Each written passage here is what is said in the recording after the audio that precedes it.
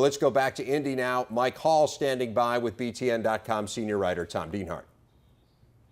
Okay, Dave, we're just outside the building where the NCAA made their announcement. I'm joined with Tom Dienhart, our senior writer for BTN.com.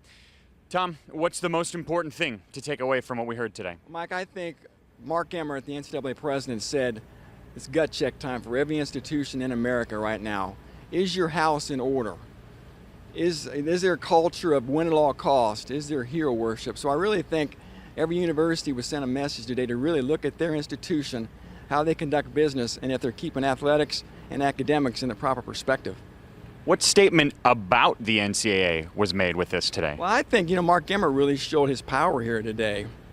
He really showed that he has an iron fist, and this is a whole new era of NCAA enforcement. This was a totally unique situation with a totally unique manner in which he handled it. And I really think the message he sent was clear that, hey, no more shenanigans. He's tired of how college athletics has really handled its house the last couple of years. And one of his biggest mantras upon taking this office in 2010 was to clean up the sport. And today, he took a large step towards doing that.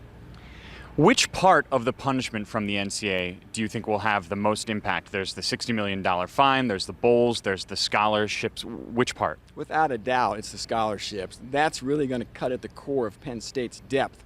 You won't see, I think, a real fall off maybe for a year or two, but then as these scholarship cuts really start to take effect, you'll see the quality of depth and just the overall depth, for that matter, of the Penn State program compromised, and then you're really going to see Penn State struggle on the field.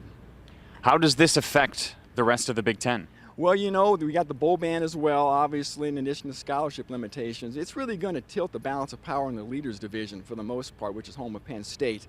Ohio State, Wisconsin look like they have a chance to really establish strong footholds in that division. But keep an eye on Illinois and Purdue and Indiana. They have a chance to maybe move up the pecking order in that division, because this could really debilitate the Penn State program for the better part of a decade.